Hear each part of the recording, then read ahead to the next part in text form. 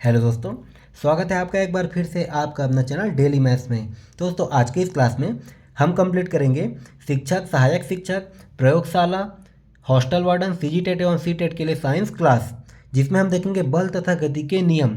दोस्तों आज का क्लास होगा हमारा पार्ट 2। इससे पहले पार्ट 1 में हमने देखा था बल होता क्या है, बल के क्या क्या टाइप्स होते हैं और इससे क्वेश्चन कैसे बनते हैं। ये सारा चीज़ हमने आपको अच्छे से कंप्लीट करा दिया है। अगर अभी तक आपने वह वीडियो नहीं देखा तो आपको डिस्क्रिप्शन बॉक्स में उसका लिंक दे दिया जाएगा, आप वहाँ से जाकर जरूर देखिए, ताकि आपका जो है पार्ट सेकेंड को समझने में आपको किसी भी प्रकार का कोई सा भी परेशानी ना हो। तो आज के इस पार्ट में हम देखेंगे दोस्तों गति के नियम, गति के नियम होते क्या है और इससे किस प्रकार के क्वेश्चन बनते हैं। ये सारा चीज़ आज की इस क्लास में हम एक एक करके डिस्कस करेंगे। तो फिर चलिए हम स्टार्ट करते हैं आज का क्लास। तो दोस्तों गति के नियम को पढ़ने से पहले पहले हम देख लेते हैं कि गति, मोशन होता क्या है। तो देखिए मोशन क्या होता है, यदि समय तथा प्रेक्षण की स्थिति के सापेक्ष किसी वस्तु की स्थिति में परिवर्तन न हो तो यह उस वस्तु की विराम अवस्था कहलाती है। ठीक है, देखिए अगर समय तथा प्रेक्षण की स्थिति के सापेक्ष किसी की भी वस्तु की स्थिति में कोई भी परिवर्तन न हो, मतलब वह वस्तु क्या हो, एक जगह फिक्स हो, तो वह वस्तु का क्या कहलाता है, वह अवस्था वस्तु का विराम अवस्था कहलाता है। इसके विपरीत यदि समय तथा प्रेक्षण की स्थिति के सापेक्ष किसी वस्तु की स्थिति में परिवर्तन हो तो यह प्रक्रिया क्या कहलाती है, यह प्रक्रिया कहलाती है गति। ठीक है, यह प्रक्रिया कहलाती है मोशन। मतलब समय या फिर प्रेक्षण की स्थिति के सापेक्ष किसी वस्तु की स्थिति में परिवर्तन होते रहता है, तो वही परिवर्तन क्या कहलाता है, वह उस वस्तु का मोशन, गति कहलाता है। ठीक है, जैसे कोई बॉक्स मान लो रखा हुआ है यहाँ पर। ठीक है, कोई बॉक्स रखा हुआ है, अब इसमें हम समय और प्रेक्षण के सापेक्ष हम इसमें कोई सा भी एक्सटर्नल फोर्स नहीं लगा रहे हैं। ठीक है, हम इसमें कोई सा भी एक्सटर्नल फोर्स नहीं लगा रहे हैं, तो यह बॉक्स क्या है, यहीं पर फिक्स रहेगा। तो यह अवस्था क्या कहलाएगा, यह अवस्था उसका विराम अवस्था कहलाएगा। और यहीं पर अगर हम प्रेक्षण की स्थिति के सापेक्ष अगर हम इसमें कुछ एक्सटर्नल फोर्स लगा देते हैं तब यह मोशन अवस्था में आएगा। यही क्या कहलाएगा, इस बॉक्स का मोशन। ठीक है, अब देखिए यह हो गया गति। अब हम देखते हैं दोस्तों न्यूटन के गति के कुछ नियम हैं। ठीक है, न्यूटन के गति के नियम, आइए हम इसको एक एक करके डिस्कस करते हैं। तो देखिए न्यूटन के गति का प्रथम नियम क्या कहलाता है, जिसको हम कहते हैं जड़त्व का नियम, लॉ ऑफ इनर्शिया। ठीक है, यह है उसका प्रथम नियम। और दूसरा नियम को हम क्या कहते हैं, संवेग संरक्षण का नियम। और तीसरा नियम क्या कहलाता है, क्रिया प्रतिक्रिया का नियम। आइए इसको हम एक एक करके समझते हैं डिटेल में ये होता क्या है। देखिए पहला नियम है गति का प्रथम नियम, जिसको हम कहते हैं जड़त्व का नियम। अब देखिए दोस्तों जड़त्व का नियम होता क्या है, इसको ध्यान से समझिएगा।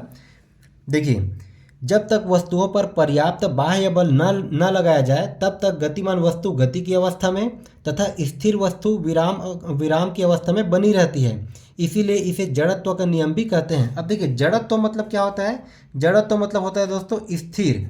ठीक है, जड़त्व का मतलब होता है स्थिर अवस्था में। अब क्या बोल रहा है कि गति का प्रथम नियम क्या बोलता है कि मान लो कोई वस्तु है। ठीक है, मान लो कोई वस्तु है। ठीक है, ये मान लो आपके पास कोई बॉल है। अब क्या बोल रहा है कि जब तक वस्तुओं पर पर्याप्त बाह्य बल ना लगाया जाए, ठीक है, जब तक हम इस वस्तु में पर्याप्त बाह्य बल ना लगाएंगे तब तक यह वस्तु क्या होगा, अगर यह वस्तु गतिमान है तो वह हमेशा गति होते रहेगा, या फिर यह वस्तु अगर स्थिर है तो ये स्थिर ही रहेगा। ठीक है, अब ये स्थिर से मोशन में कैसे आएगा दोस्तों, अगर यहाँ पास बॉल पड़ा है तो ये स्थिर से मोशन में कैसे आएगा, हम इसको जाने के लिए बोलेंगे तब तो ये जाएगा नहीं। तो हमें क्या करना पड़ेगा, इसको मोशन में लाने के लिए इसमें हम कोई पर्याप्त बाह्य बल लगाएंगे। ठीक है, तो ये क्या बोलता है कि गति का प्रथम नियम कि जब भी कोई वस्तु में हम पर्याप्त बाह्य बल ना लगाएं तब तक वह क्या होता है, वो स्थिर से मोशन में नहीं जाएगा, या फिर अगर कोई मोशन में हो तो वो मोशन से स्थिर में नहीं होगा। यही कहता है गति का प्रथम नियम, जिसको हम जड़त्व का नियम भी कहते हैं। जैसे आइए हम इसको एक एग्जांपल से समझते हैं। जैसे देखिए उदाहरण दिया है, बस के अचानक चलने पर उसमें खड़ा यात्री पीछे की ओर गिरने लगता है। ठीक है, एक एक पॉइंट को समझते जाइएगा क्योंकि यही सब आपको एग्जाम में पूछता है। अब क्या बोल रहा है कि बस के अचानक चलने पर उसमें खड़ा यात्री पीछे की ओर गिरने लगता है, तो ऐसा क्यों होता है। तो देखिए मान लो यह बस है। ठीक है, इसमें कोई व्यक्ति खड़ा हुआ है।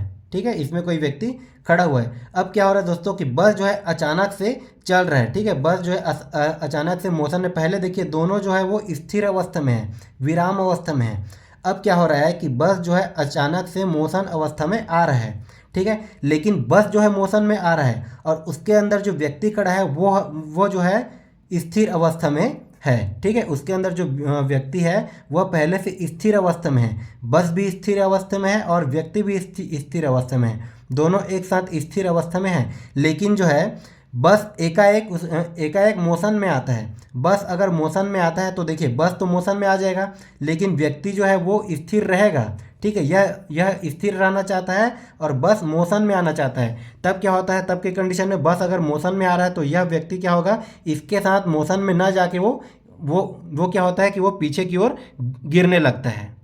मतलब व्यक्ति जो है बस के सापेक्ष में जड़त्व के रूप में है, मतलब स्थिर अवस्था में है, इसीलिए बस के अचानक चलने पर उसमें खड़ा यात्री पीछे की ओर गिरने लगता है, ठीक है। ये हो गया आपका पहला एग्जाम्पल। अब देखिए इसमें हम कुछ और एग्जाम्पल से इसको समझते हैं। जैसे कि देखिए कार में अगर कोई कार चला रहा हो तो उसको अक्सर बोला जाता है कि सीट बेल्ट लगाइए, ठीक है, सीट बेल्ट लगाइए। अब देखिए सीट बेल्ट क्यों लगाने के लिए बोला जाता है, क्योंकि देखिए दोस्तों कार जो है स्पीड में जा रहा है, ठीक है, अब कार स्पीड में जा रहा है तो उसके अंदर कोई व्यक्ति बैठा है, वो भी उसके साथ उसी के मोशन में, वो जितना स्पीड से कार जा रहा है उतना ही स्पीड से वह व्यक्ति भी जा रहा है, ठीक है, उसी के साथ साथ। अब क्या हो रहा है, अचानक से मान लो कार के सामने कोई भी जानवर आ गया, तब की कंडीशन में क्या करते हैं, कार को अचानक से ब्रेक लगाते हैं, या फिर ये किसी से टकरा गया, ठीक है, या फिर ये किसी से टकरा गया तो कार अचानक से रुकता है। लेकिन उसके अंदर अगर कोई व्यक्ति बैठा हो तो वो तो मोशन अवस्था में ही है, तो तब की कंडीशन में क्या होगा, वह जो है वो कार के सामने शीशे को तोड़कर वह कार से निकल भी सकता है, ठीक है। इस कंडीशन में एक्सीडेंट ज़्यादा होते हैं। तब की कंडीशन में क्या होता है दोस्तों, तब की कंडीशन में हमें सीट बेल्ट लगाने के लिए बोलता है, ताकि जो है आदमी, इसके अंदर में जो आदमी बैठा हो वह जो है इसका शीशा तोड़ के बाहर ना निकले। तो इसमें भी जो है जड़त्व का नियम लागू होता है, ठीक है। देखिए कार भी मोशन अवस्था में है और इसमें आदमी बैठा है वो भी मोशन अवस्था में है, ठीक है। अगर आप कार को अचानक से रोकोगे तो उसके अंदर कोई आदमी बैठा होगा, वो मोशन अवस्था में ही रहेगा। कार रुक रहा है लेकिन उसके अंदर आदमी बैठा है, वह जो है वो मोशन अवस्था में रहेगा, जो कि हमारे जड़त्व के नियम को लागू करता है। इसमें देखिए क्या बोल रहा है कि जब तक हम किसी में पर्याप्त बाह्य बल न लगाएं तब तक गतिमान वस्तु गति की अवस्था में रहेगा या फिर स्थिर वस्तु जो है वो स्थिर अवस्था में ही रहेगा। यही हमारा कहता है गति का प्रथम नियम, जिसको हम कहते हैं जड़त्व का नियम, लॉ ऑफ इनर्शिया, ठीक है। ये गति का प्रथम नियम आपको समझ में आ गया होगा। अब आइए हम चलते हैं गति का दूसरा नियम क्या कहता है। अब देखिए गति के प्रथम नियम में हमने पढ़ा कि किसी स्थिर वस्तु पर अगर हम बाह्य बल लगाते हैं तो वह वस्तु जो है मोशन में आ जाता है, ठीक है। अब देखिए गति का दूसरा नियम क्या कहता है। गति के प्रथम नियम में हमने देखा कि वह वस्तु मोशन में आ जाता है, गति अवस्था में आ जाता है, लेकिन किस दिशा में गति अवस्था में आता है यह हमें प्रथम नियम से मालूम नहीं चलता। अब यह हमें बताता है गति का दूसरा नियम, जिसको बोला जाता है संवेग संरक्षण का नियम, ठीक है। अब देखिए इस नियम के अनुसार क्या होता है, किसी पिंड के संवेग परिवर्तन की दर उस पर आरोपित बल के समानुपाती होती है तथा इस दर की दिशा पिंड पर आरोपित बल के अनुदिश होती है। मतलब इस बल की दिशा क्या होता है, पिंड पर आरोपित बल के अनुदिश होती है। मतलब देखिए ये हो गया, मान लो कोई पिंड है, अब इसके संवेग में परिवर्तन किस दिशा में हो रहा है, तो देखिए अगर मैं इस साइड से अगर मैं इसमें कोई बल लगाता हूँ, ठीक है, तो इसके संवेग में परिवर्तन इसी दिशा में होगा। तो हमारा गति का दूसरा नियम क्या कहता है कि जो है संवेग में परिवर्तन हो रहा है उसका दिशा बताता है, ठीक है। या फिर देखिए इसको हम एग्जाम्पल से और समझते हैं। यदि कोई वस्तु त्वरित होती है तो हम जानते हैं कि अधिक वेग प्राप्त करने के लिए अधिक बल लगाने की आवश्यकता होती है। कोई वस्तु जो है त्वरित होती है तो हमें अगर अधिक वेग चाहिए तो उसमें अधिक बल लगाने की आवश्यकता होती है। यह हमारा कहता है गति का दूसरा नियम। जैसे कि उदाहरण के लिए देखो, हमारा इसका उदाहरण क्या है, गेंद पकड़ते समय खिलाड़ी अपने हाथों को पीछे की ओर खींचता है। ये मैं जो जितना उदाहरण लेके आया हूँ ये सारा जो है बहुत ही इंपॉर्टेंट है, यही सब एग्जाम में पूछता है। देखिए क्या बोल रहा है कि गेंद पकड़ते समय खिलाड़ी अपने हाथों को पीछे की ओर खींचता है। अब देखिए दोस्तों, कोई बॉल आपकी ओर आ रहा है, ठीक है, कोई बॉल आपकी ओर आ रहा है। अब इसको आप जो है हाथ को स्थिर रख के अगर पकड़ते हो तब की कंडीशन में क्या होता है, देखिए इसमें कोई फोर्स लग रहा है, बल जो है स्पीड से अगर आ रहा है तो ये जो है कोई फोर्स के साथ आ रहा है। अब आप अगर हाथ को स्थिर रख के इसको पकड़ते हो तब क्या होता है, आपको चोट लगने की संभावना ज़्यादा होता है, हाथ को चोट जो है ज़्यादा लगता है। लेकिन गति के दूसरा नियम के अकॉर्डिंग अगर हम हाथ को भी इसके साथ मोशन में ला के थोड़ा पकड़ें, मतलब हाथ को भी हम थोड़ा सा मोशन में ला के इसको अगर पकड़ें उसी के दिशा में, ठीक है, जिस दिशा में बॉल जो है वो आ रहा है उसी की दिशा में हम हाथ को थोड़ा सा मोशन में लाके पकड़े, तब की दिशा में हमें चोट लगने की संभावना बहुत कम हो जाती है। ठीक है, इसीलिए क्या करते हैं कि गेंद को पकड़ते समय खिलाड़ी अपने हाथों को पीछे की ओर खींचता है। पीछे की ओर कहने का मतलब जिस ओर गेंद आ रहा हो उसी के पीछे की ओर, उसी दिशा में हाथ को पीछे की ओर खींचता है। ठीक है, ये हो गया इसका एग्जाम्पल। अब देखिए दोस्तों, इसमें हमें बोला क्या है कि किसी पिंड के संवेग परिवर्तन की दर उस पर आरोपित बल के समानुपाती होती है। ठीक है, अब संवेग परिवर्तन की दर अब उस पर आरोपित बल के समानुपाती होती है, मतलब एफ जो है प्रोपोर्शनल टू एम इंटू ए। ठीक है, ये समानुपाती को हम किससे करते हैं, ये प्रोपोर्शनल से करते हैं। ठीक है, अब देखिए F is equal to proportional to m a. अब यहाँ पर एफ क्या है, तो यहाँ पर एफ है हमारा बल, और एम क्या होता है दोस्तों, तो एम होता है द्रव्यमान, और ए क्या होता है, ए होता है एक्सीलरेशन। अब देखिए मान लो यहाँ पर मैं कोई नियतांक ले लिया, एफ इज इक्वल टू अगर मैं कोई नियतांक के ले लिया, ठीक है, तो ये हमारा हो गया एम ए, के हो गया हमारा नियतांक। मान लो के का वैल्यू अगर मैं एक रखता हूँ, के इज इक्वल टू अगर मैं एक रखता हूँ, तब ये हमारा क्या आ जाएगा, F is equal to m a. ठीक है, ये हमारा आ जाएगा F is equal to m a. और ये F is equal to m a हमने बल वाला जब चैप्टर पढ़ा था तो उसमें इसको अच्छे से पढ़ा था। तो ये देखिए ये वाला फॉर्मूला कहाँ से निकलता है, हमारा F is equal to m a, ये हमारा निकलता है गति के दूसरा नियम से। ठीक है, अब देखिए यहाँ पर इसमें एक शब्द सुनने को मिला जो है संवेग। अब देखिए संवेग होता क्या है, तो संवेग को हम डिनोट करते हैं दोस्तों पी से। ठीक है, संवेग को हम डिनोट करते हैं पी से। और संवेग क्या होता है, तो संवेग होता है द्रव्यमान और वेग के गुणनफल को हम बोलते हैं संवेग। ठीक है, देखिए जो चीज़ मैं बोल रहा हूँ उसको भी आप ध्यान से सुनते जाइएगा। तो संवेग बराबर क्या होता है हमारा, देखिए संवेग को हम पी से डिनोट करते हैं, तो संवेग बराबर होता है द्रव्यमान और वेग का गुणनफल। अब देखिए द्रव्यमान मतलब क्या होता है, द्रव्यमान मतलब होता है एम। ठीक है, अब इंटू वेग, वेग को हम किससे डिनोट करते हैं, वी से। तो पी का फार्मूला क्या निकल गया दोस्तों, संवेग का फार्मूला हो गया पी का हो गया एम इंटू वी, या फिर द्रव्यमान गुणित वेग। अब देखिए द्रव्यमान का यूनिट क्या हो जाता है, तो द्रव्यमान का यूनिट होता है केजी। ठीक है, द्रव्यमान का यूनिट होता है केजी, और वेग का क्या होता है, तो वेग का हो जाता है दोस्तों मीटर प्रति सेकेंड। ठीक है, तो अगर इसका यूनिट पूछे तो ये हमारा हो जाएगा केजी मीटर प्रति सेकेंड। देखिए ये हो गया हमारा गति का दूसरा नियम। अब देखते हैं हम गति का तीसरा नियम, ये बहुत ही इजी है और बहुत ही इंपॉर्टेंट है। तो देखिए गति का तीसरा नियम क्या कहता है, गति के तीसरा नियम को हम क्रिया प्रतिक्रिया का नियम भी कहते हैं। अब देखिए क्रिया प्रतिक्रिया का नियम क्या कहलाता है कि प्रत्येक क्रिया के बराबर विपरीत प्रतिक्रिया होती है। ठीक है, प्रत्येक क्रिया के बराबर विपरीत प्रतिक्रिया होती है, या फिर इसको हम और क्या कहते हैं, every action is equal to opposite reaction. ठीक है, अब देखिए इसका एग्जाम्पल क्या है, देखिए प्रत्येक क्रिया के बराबर विपरीत प्रतिक्रिया मतलब जितना हम क्रिया किसी पर लगा रहे हैं वो भी हमारे ऊपर उतना ही प्रतिक्रिया हमें देता है। देखिए अब इसको हम एग्जाम्पल से समझते हैं, जैसे कि बंदूक से गोली छूटते समय बंदूक पकड़ने वाले व्यक्ति को पीछे की ओर झटका लगता है। ठीक है, अब देखिए बंदूक है, अगर कोई बंदूक चला रहा है, ठीक है, कोई अगर बंदूक चला रहा है यहाँ से, ये कुछ इस प्रकार मान लो बंदूक है। ठीक है, मेरा डायग्राम थोड़ा ख़राब है, तो कोई अगर बंदूक चला रहा है तो बंदूक से कहीं भी निशाना लगा रहा है, तब के कंडीशन में क्या होता है, बंदूक से गोली बहुत ही स्पीड से निकलती है। ठीक है, बंदूक से गोली बहुत ही स्पीड से निकलती है, तब की कंडीशन में उसका गोली जो है वो बंदूक को पीछे की ओर ढकेलता है। ठीक है, बंदूक को पीछे की ओर ढकेल के वो आगे बढ़ता है, मतलब इसमें क्रिया के बराबर विपरीत प्रतिक्रिया हो रही है, तभी गोली जो है आगे बढ़ पाता है स्पीड से। ठीक है, तो ये उसका बेस्ट एग्जांपल हो गया। दूसरा इसमें एग्जांपल क्या है दोस्तों, रॉकेट नोदन में, जैसे हम रॉकेट को छोड़ते हैं, ठीक है, हम अंतरिक्ष में रॉकेट को कुछ इस प्रकार से छोड़ते हैं। ठीक है, अब देखिए रॉकेट क्या होता है, इसके ईंधन में कुछ है इस प्रकार से ऐसे जलता है। ठीक है, अब इसके ईंधन में क्या होता है, यहाँ पर नीचे में जलता है, तब की कंडीशन में क्या होता है दोस्तों, ये जो है इसके अंतरिक्ष में जाएगा। ठीक है, अब यहाँ पर क्या होता है, देखिए, जब हम रॉकेट को उड़ाते हैं तब इसको स्टार्टिंग में ऊपर उठने के लिए बहुत सारा ईंधन जलाने की आवश्यकता होती है। अब देखिए, ज़्यादा ईंधन जलाएंगे तो क्या होगा, नीचे की ओर जलेगा।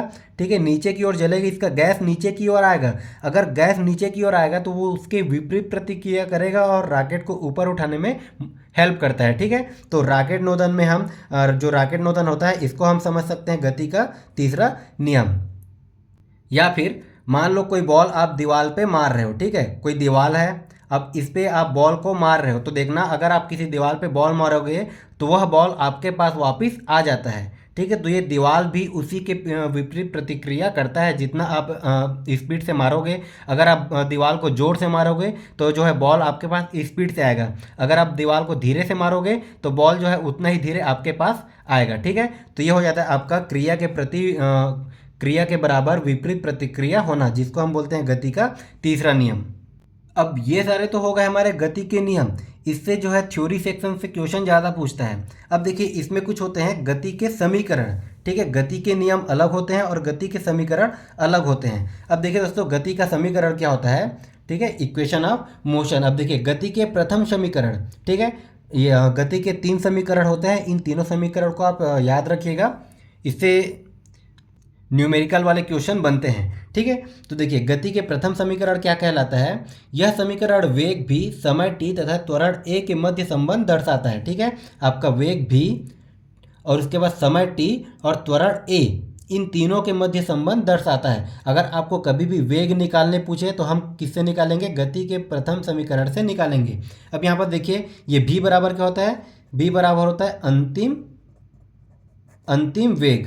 ठीक है, अंतिम वेग क्या होता है, प्रारंभिक वेग क्या होता है, ये मैंने आपको क्लास 1 में अच्छे से समझा दिया। अब देखिए, ये u बराबर क्या होता है दोस्तों, u बराबर होता है हमारा, ये होता है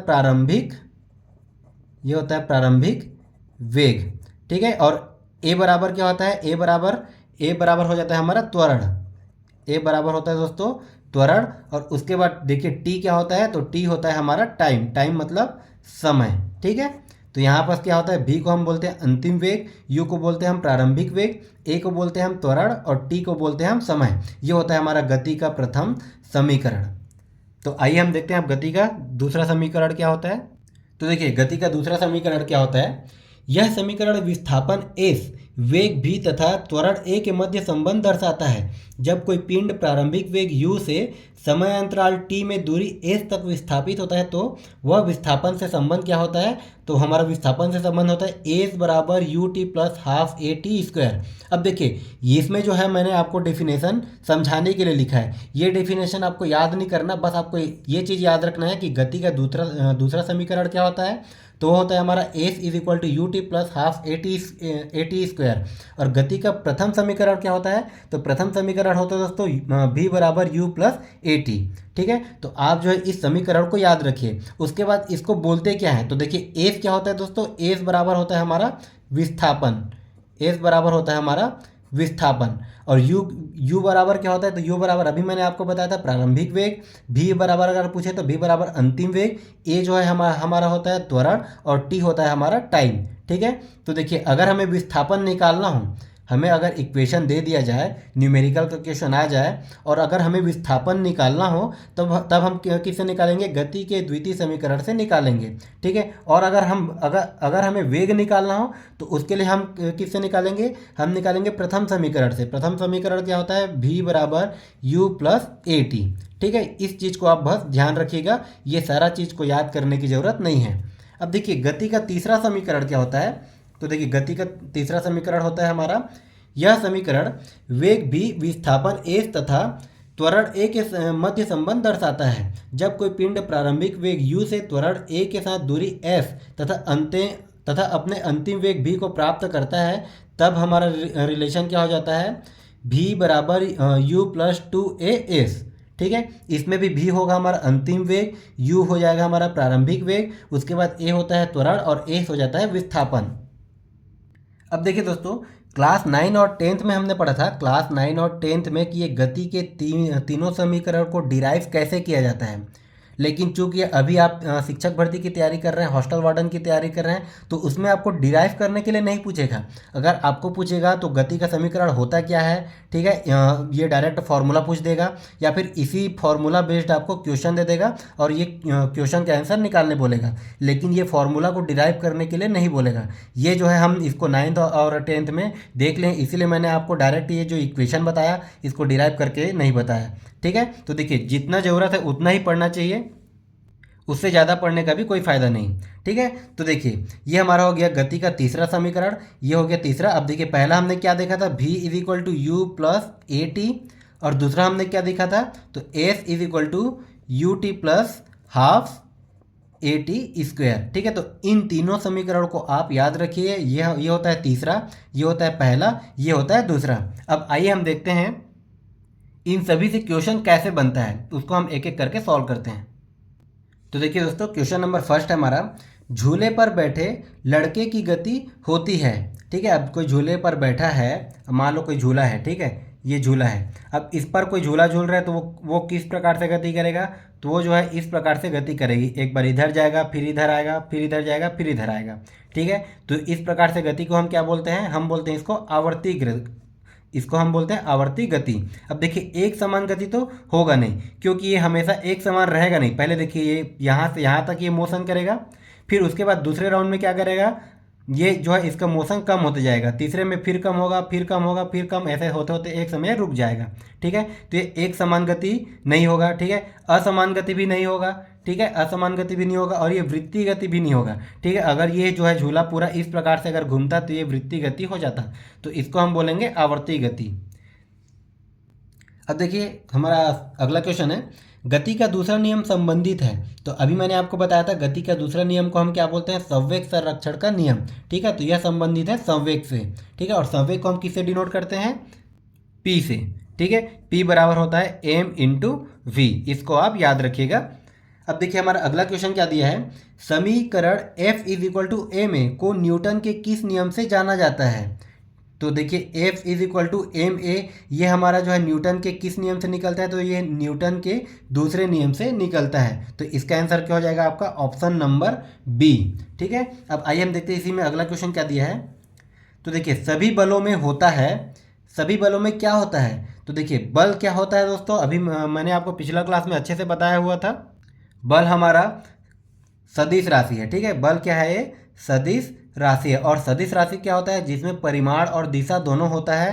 तो देखिए इसमें दिया ऑप्शन नंबर ए, जिसमें परिमाण और दिशा दोनों हो, ठीक है। इसमें देखिए राशि नहीं पूछा है, हमें डायरेक्ट क्या पूछ दिया, सभी बलों में क्या होता है, परिमाण भी होता है और दिशा भी होता है, ठीक है। अगर ये पूछ दे कि ये कौन सी राशि है, तो ये हो जाएगा जो भी जितना भी बल है ये हमारा हो जाएगा सदिश राशि, और इसमें परिमाण और दिशा दोनों होते हैं। तो हमारा क्वेश्चन नंबर 4 का हो जाएगा ऑप्शन नंबर ए। अब आइए देखते हैं हम इसी में अगला क्वेश्चन क्या दिया है।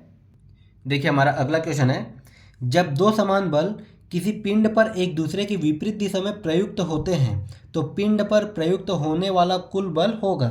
मान लो कोई पिंड है, ठीक है, यहाँ पर कोई पिंड है। अब क्या बोल रहे हैं कि दो समान बल किसी पिंड पर एक दूसरे की विपरीत दिशा में प्रयुक्त होते हैं, ठीक है, एक दूसरे की विपरीत दिशा में होते हैं। मान लो एक जो बल मैं इधर लगा रहा हूँ, ठीक है, एक बल जो है इस दिशा में लगा रहा हूँ और इसी के समान दूसरा बल इसके विपरीत दिशा में लगा रहा हूँ, क्योंकि क्या बोला है, दो समान बल बोला है, ठीक है। मान लो इधर मैं 10 न्यूटन का बल लगा रहा हूँ, तो 10 न्यूटन का बल मुझे इस दिशा में भी लगाना होगा। तब के कंडीशन में क्या होगा दोस्तों, ये हमारा पिंड जो है कहीं भी मूव नहीं करेगा, ठीक है, ये कहीं भी मोशन नहीं करेगा।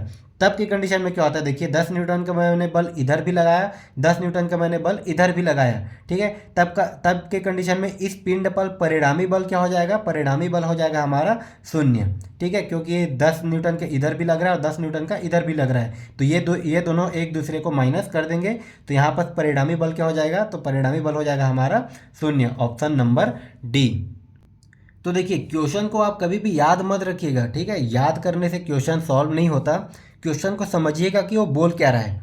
देखिए जैसे कि हमारा क्वेश्चन नंबर 6 दिया है, यदि किसी गतिमान वस्तु पर कोई बल आरोपित नहीं है तो वह किसके कारण रुकेगी।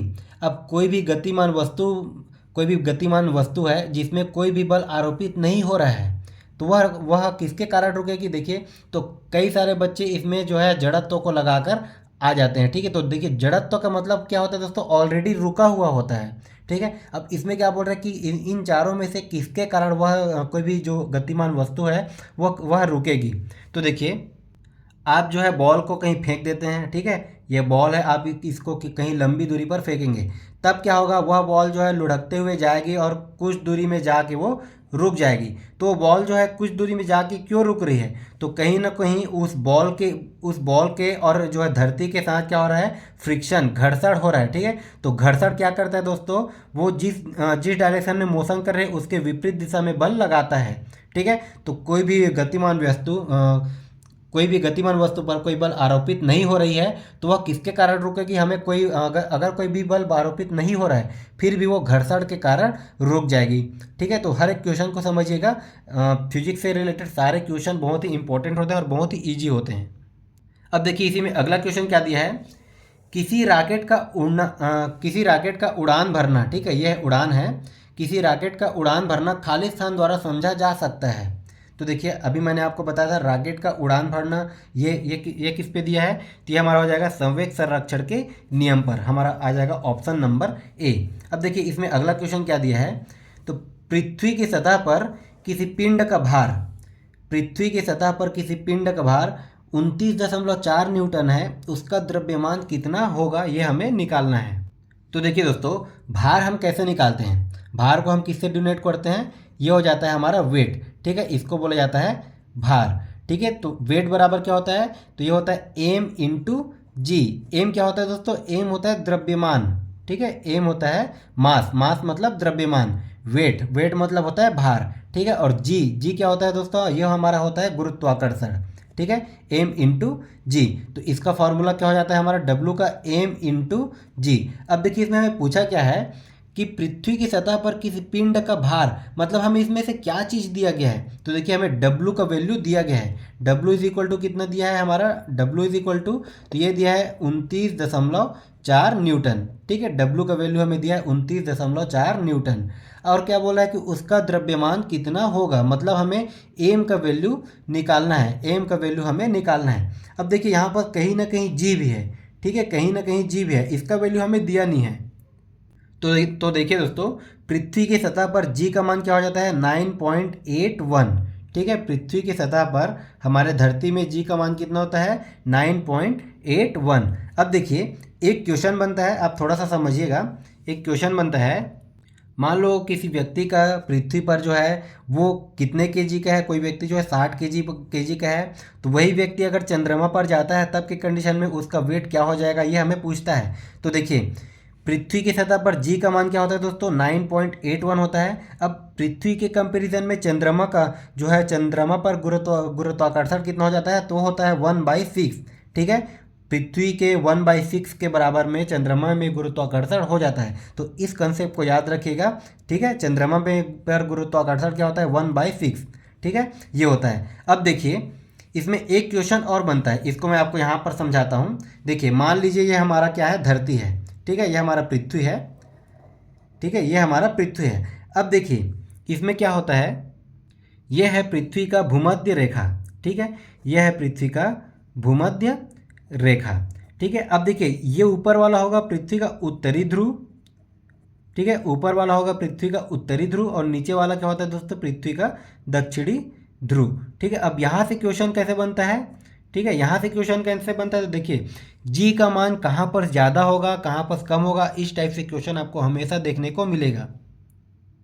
तो दोस्तों पृथ्वी के उत्तरी ध्रुव और दक्षिणी ध्रुव पर जी का मान हमेशा ज़्यादा होता है। ठीक है, जी का मान हमेशा ज़्यादा होता है और इसके भूमध्य रेखा पर जी का मान कम होता है। ठीक है, इस कंसेप्ट को याद रखिएगा, इससे क्वेश्चन बनते हैं। और मैंने आपको एक और क्या बताया था, चंद्रमा पर गुरुत्वाकर्षण पृथ्वी के कंपैरिजन में 1/6 होता है। अब देखिए इसमें हमें निकालना क्या है, ये तो हो गया।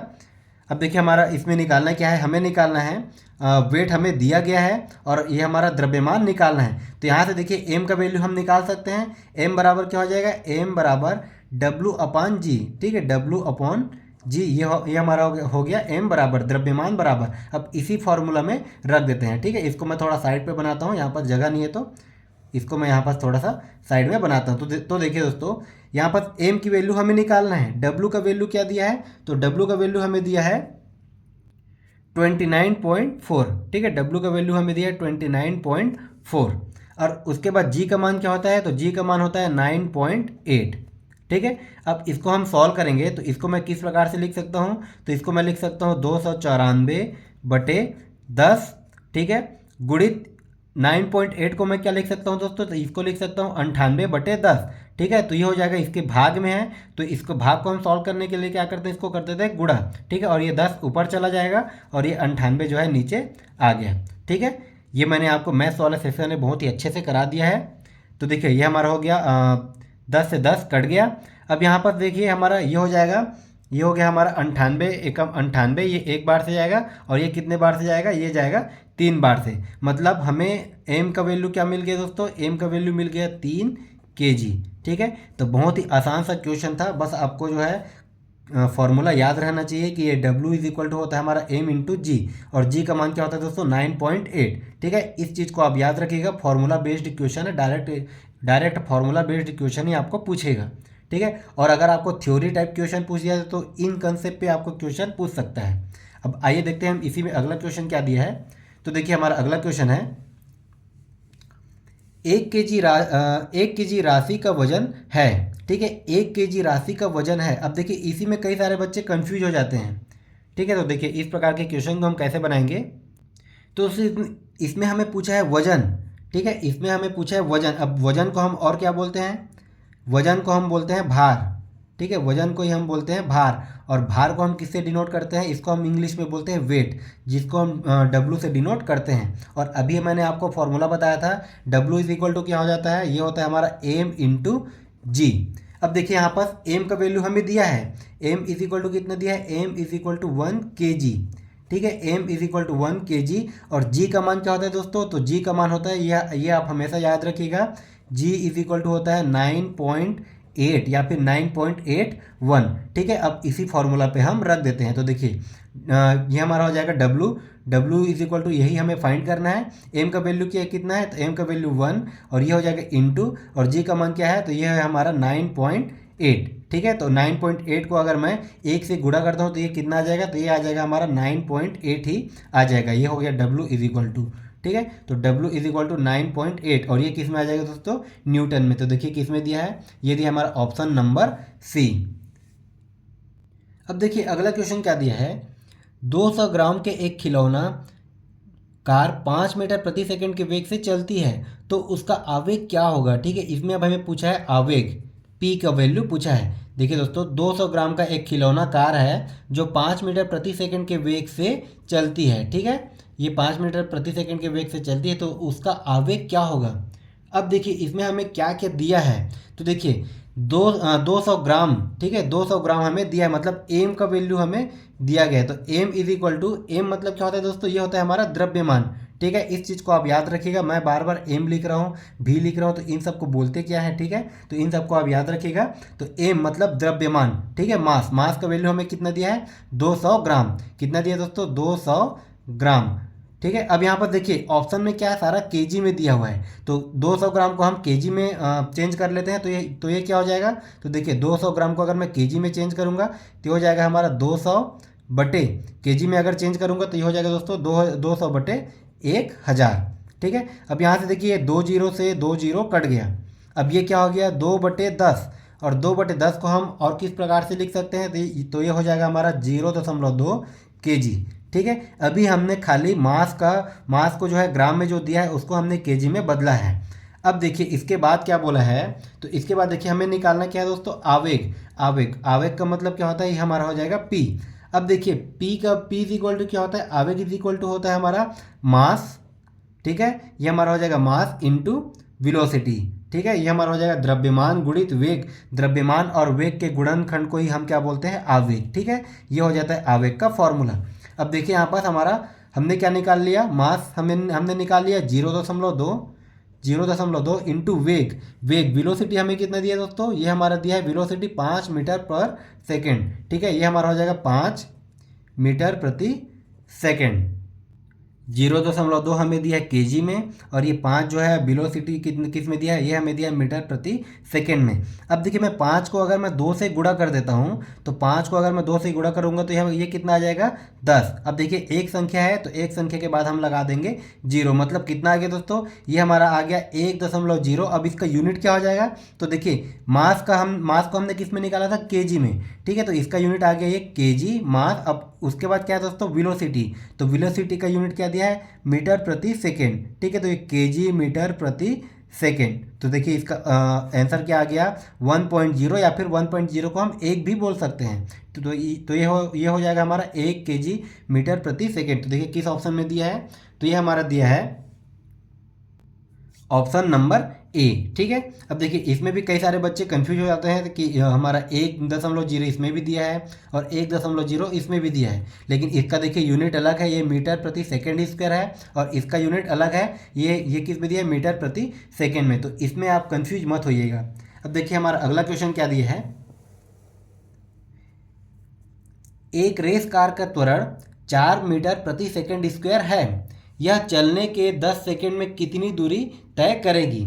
अब देखिए दोस्तों इसमें क्या चीज़ पूछा है, कितनी दूरी, ठीक है, कितनी दूरी, मतलब इसमें हमें क्या पूछा है, इसमें पूछा है विस्थापन, ठीक है, वो कितना दूर विस्थापित हो रहा है यही हमें निकालना है। और हम विस्थापन को किससे डिनोट करते हैं, इसको हम डिनोट करते हैं एस से, मतलब एस इज इक्वल टू हमें फाइंड करना है। अब देखिए इसमें हमें दिया क्या क्या है, तो एक रेस कार है उसका त्वरण कितना है, 4 मीटर प्रति सेकेंड स्क्वायर है। तो त्वरण को हम किससे डिनोट करते हैं, इसको डिनोट करते हैं ए से, जो हमें कितना दिया है, ये हमें दिया है ये 4 मीटर प्रति सेकेंड स्क्वायर, ठीक है। ये हमें ए का वैल्यू दिया गया है। अब क्या बोल रहा है यह, और क्या बोल रहा है कि यह चलने के 10 सेकेंड में, तो यहाँ पर ये 10 सेकेंड क्या है दोस्तों, ये है हमारा टाइम, ठीक है। 10 सेकेंड क्या है, ये है हमारा टाइम, कि क्या दिया है 10 सेकेंड। अब देखिए हमें एस की वैल्यू निकालना हो और हमें ए दिया है और टी दिया है, तो एस का वैल्यू अगर हमें निकालना हो तो देखिए मैंने आपको बताया था, आप जो गति के दूसरे नियम पर जाइए, तो आपका गति का दूसरा नियम, दूसरा समीकरण क्या कहता है, तो एस इज इक्वल टू आपका विस्थापन बराबर होता है आपका you t plus half a t square, ठीक है, you t plus half a t square. अब देखिए यू का वैल्यू हमें, देखिए टी का वैल्यू तो दिया है, ए का वैल्यू भी दिया है, लेकिन यू का वैल्यू नहीं दिया है, ठीक है। लेकिन यहाँ पर इनडायरेक्टली रूप से यू का वैल्यू दिया है, और वो कैसे दिया है, देखिए यू क्या होता है दोस्तों, हमारा यू होता है प्रारंभिक वेग, ठीक है, यू होता है हमारा प्रारंभिक वेग। अब देखिए क्या बोल रहा है कि एक रेस कार का त्वरण इतना है और वह चलने के 10 सेकेंड में कितनी दूरी तय करेगा।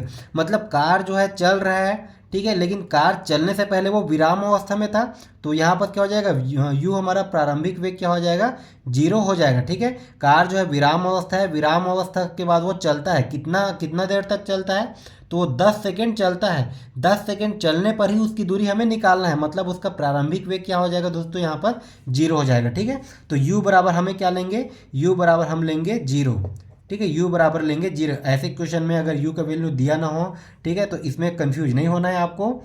तो देखिए ये हमारा क्या हो जाएगा, s is equal to u t, तो देखिए u बराबर 0 हो जाएगा, तो u इंटू टी, मतलब 0 इंटू ये हमारा t का वैल्यू कितना हो जाएगा 10, ठीक है। तो 10 का मैं 0 से गुणा करूँगा तो ये हमारा आ जाएगा 0, धन ये हमारा हो जाएगा हाफ। अब a का वैल्यू कितने दिया है, a का वैल्यू हमें दिया है 4 इंटू टी का स्क्वायर, मतलब 10 का स्क्वायर।